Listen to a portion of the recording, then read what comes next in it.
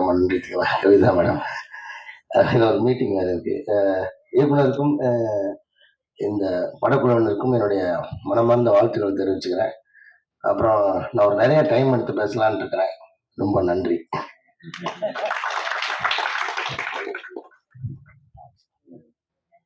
அடுத்து நாம் பேச அழைக்கிறோம். அவரவர் வாழ்க்கையில் ஆயிரம் மாற்றங்கள் சொன்னவர், எதுகை மோனையுடன் கட்டுப்பிடி பாடல்கள் தந்து வெட்டி பிடித்து தந்தவர், சோகம் சுகம் தாய் காதலி என்று வார்த்தைகள் பிழிந்து கொடுத்த மைய கவிஞர், புன்னகை பிரியன் சிநேகன் அவர்களை உங்கள் முன் பேச அழைக்கிறோம். எல்லாருக்கும் வணக்கம். காலதாமதமாக வந்ததுக்கு மூலம் மன்னிக்கணும். இந்த மேடையில அண்ணன் காளி வெங்கட் சொன்ன மாதிரி நான் எழுதல, இருந்தாலும் வாழ்த்து சொல்ல அன்பையும் வாழ்த்தையும் தருவதற்கான மேடையாதான் பல்வேறு பணிகளுக்கு மத்தியில ஓடி வந்திருக்கிறேன். மந்திரா பத்தி என்னுடைய மனைவி நிறைய சொல்லியிருக்காங்க. அவங்க எல்லாமே சேர்ந்து அந்த தேடுதல் காலகட்டங்கள்ல அவர் பட்ட போராட்டங்கள், அவருடைய ஸ்கிரிப்ட் கூட என்கிட்ட ஒன்று இருக்குன்னு நினைக்கிறேன், படிக்க கொடுத்தது.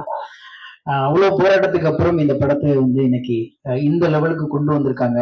மிகச்சிறந்த போராளி, நிறைய தேடுதலோட இருந்தார் அப்படின்னு. அந்த நட்புல இவர் இன்னைக்குதான் நான் நேரா சந்திக்கிறேன். ஆனா அவங்க சொல்லி அவர் மேல ஒரு பெரிய மரியாதை எனக்கு உண்டு. அதே மாதிரி இந்த படத்துடைய தயாரிப்பாளர் என்னுடைய நெருங்கிய நண்பர். அவர் இந்த படத்தை நம்பி, மந்திராவையும் அந்த கதைக்களத்தையும் நம்பி இறங்கி இன்னைக்கு அதை எப்படியாவது வெளியில கொண்டு வந்துடணும். சில பேர் என்ன செய்வாங்கன்னா, ஒரு காலகட்டம் ஒரு போராட்டம் வரும்போது பயம் வரும். அந்த பயத்தை மீறி இதை எங்கேயாவது நான் கொண்டு வந்து நிறுத்திடணும் அப்படிங்கிற அந்த போராட்டம் இன்னைக்கு அவர் வேற ஒரு களத்துக்கு எடுத்துட்டு இதை கொண்டு போய் மக்கள்கிட்ட சேர்த்தே அந்த எடுத்த அந்த பெரும் போராட்டத்துக்கான முயற்சி தான் இந்த மேடையாக நான் பாக்குறேன். உண்மையிலே இந்த மாதிரி தயாரிப்பாளர்கள் ஜெயிக்கும் போதுதான் நிறைய புதிய படைப்பாளிகளுக்கான கதவுகள் திறந்து விடும். அந்த நம்பிக்கை எனக்கு இருக்கு. அதுக்கப்புறம் இந்த படத்துடைய கதாநாயகன் இந்த படத்துடைய இந்த நிகழ்வுடைய கதாநாயகன் கார்த்திக்ராஜா.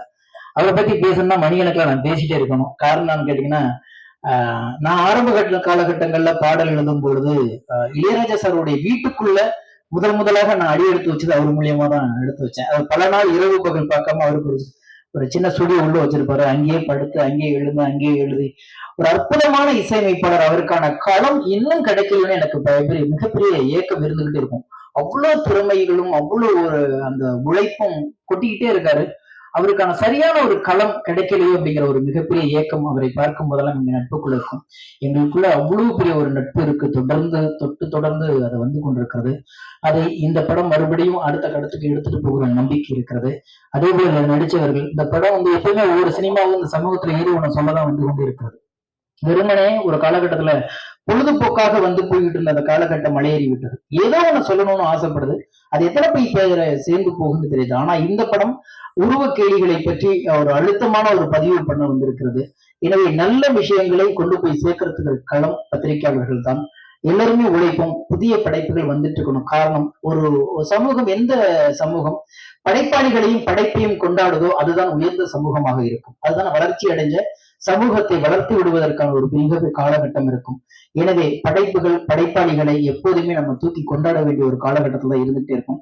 படைப்புகள் மட்டும் புதிதாக இல்லை என்றால், புதிய சிந்தனைகள் இல்லை என்றால், மறுமலர்ச்சிகளும் பரிணாம வளர்ச்சிகளுமே இல்லாம தொலைஞ்சு போயிருக்கும். எங்கேயோ ஒரு இடத்துல இன்னும் நம்ம காடோடிகளாகவும் எங்கேயோ ஒரு தேடுதலை வேட்டையாடிய சமூகமாகவே வாழ்ந்துட்டு இருந்திருப்போம். படைப்புகள் தான் நாகரிகத்திலிருந்து அடுத்தடுத்த கட்டத்துல புதிய சிந்தனைகளை படைத்துக் கொண்டு இருக்கிறது. எனவே அப்படி வளர்ச்சி அடைந்து கொண்டிருக்கின்ற சமூகத்திற்கு இந்த கருத்தும் வேறொரு களத்தை எடுத்து போகும் என்ற நம்பிக்கை இருக்கிறது. மிகச்சிறந்த உழைப்பாளிகள், போராளிகள் சேர்ந்து ஒரு படைப்பை கொடுத்திருக்கிறார்கள். மக்களிடம் கொண்டு போய் சேருங்கள். நன்றி, வணக்கம், வாழ்த்துக்கள். நன்றி. அடுத்து நாம் பேச அழைக்கிறோம். தமிழ் சினிமாவின் தவிர்க்க முடியாத இயக்குனர் பாலாவி மாணவர். சமுதாயம் சந்தையாக மாறாமல் இருக்க உங்கள் பக்கத்தில் உங்கள் எதிரில் இருக்கும் சக மனிதனை எந்தவித அற உணர்வும் இல்லாமல் கேலிகளால் கீழே தள்ளுவதை நிறுத்துங்கள் என்று இன்றைய மக்களுக்கும் நாளைய சமூகத்துக்கும் சொல்லும் படம் மதிமாறன். தன்னுடைய முதல் படத்திலேயே அற்புதமான எண்ணத்தோடு அழகான வண்ணத்தோடு இயக்கிய அறிமுக இயக்குனர் மந்த்ரா வீரபாண்டியன் அவர்களை உங்கள் முன் பேச அழைக்கிறோம்.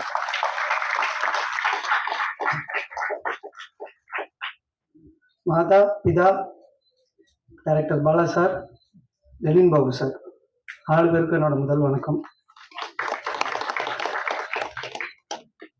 மாதா பிதா குரு பாலா சார் தான். அதுக்கப்புறம் தெய்வம் இருக்க வேண்டிய இடத்துல பாபு சாரை சொல்றதுக்கு ஒரே ஒரு காரணம் தான். இந்த மேடை கிடைக்கிறதுக்கு 11 வருஷம் ஆயிருக்கு. 2012 ஓமனில் ஒரு மெக்கானிக்கல் இன்ஜினியராக ஒர்க் பண்ணிட்டு இருந்தேன். சின்ன வயசுலேருந்தே எப்படியாவது சினிமாவில் சாதிக்கணும்னு ஒரு ஆசை இருந்தது. கொஞ்சம் நல்லா படித்ததுனால இன்ஜினியரிங் சேர்த்து விட்டாங்க. அப்புறம் அப்படியே ஆயில் அண்ட் கேஸில் ஒர்க் பண்ணிட்டு அது எப்படியோ மறுபடியும் இந்த சினிமாக்கே கொண்டு வந்துருச்சு. ஸோ 2012 இதே டிசம்பரில் தான் நான் வந்து சினிமாவுக்கு வரலாம் அப்படின்னு வந்தேன். ஆனால் எனக்கு சென்னையில் யாரையும் தெரியாது, சினிமாவும் தெரியாது. ஸோ இங்கே வந்து இந்த 11 வருஷம் உழைப்பு வந்து சின்ன சின்னதாக கம்பெனிகளை ஏறி ஏறி கதைகள்லாம் சொல்லி ஷார்ட் ஃபிலிம் எடுத்து ரத்ன சிவா சார் சொல்லும்போது ஒரு படம் கமிட் ஆகி பாதியில் நிறுத்தப்பட்டதா சொன்னார். நான் அவர்கிட்ட அசிஸ்டண்டாக ஒர்க் பண்ணும்போது ஒரு ஷார்ட் ஃபிலிம் எடுத்துகிட்டு போய் அவர்கிட்ட காட்டினேன். அவர் என் மேலே உள்ள அன்புல இது படம் மாதிரி இருக்குது, ரிலீஸ் பண்ணுறேன்னு சொன்னார். 20 நிமிஷம் தான் சார், அது எப்படி சார் ஒர்க் பண்ணுறேன்னா அது மிஸ்கம்யூனிகேஷன். ஸோ அந்த மாதிரி சின்ன சின்னதாக ஏதோ பண்ணி கடைசியாக நிறைய ப்ரொடியூசர்ஸ்கிட்ட போய் கதை சொல்லும்போது ஒரு ப்ரொடக்ஷனில் கதை சொல்லிட்டு இருக்கும்போது அங்கே பக்கத்தில் உட்காந்து கதை கேட்டவர் தான் என்னோட தயாரிப்பாளர். அப்போ அவருக்கு என்னமோ ஒன்று என்கிட்ட ஒன்று பிடிச்சிருந்ததுனால ஒரு 6 மாதம் கழிச்சு என்ன ஒரு நாள் பார்க்கணும்னு சொல்லி கால் பண்ணி கூப்பிட்டாரு. அப்படிதான் கூப்பிட்டு நான் ஒரு படம் பண்ணணும்னு நினைக்கிறேன், உங்க கூட தான் பண்ணணும்னு நினைக்கிறேன் அப்படி சொன்னார்.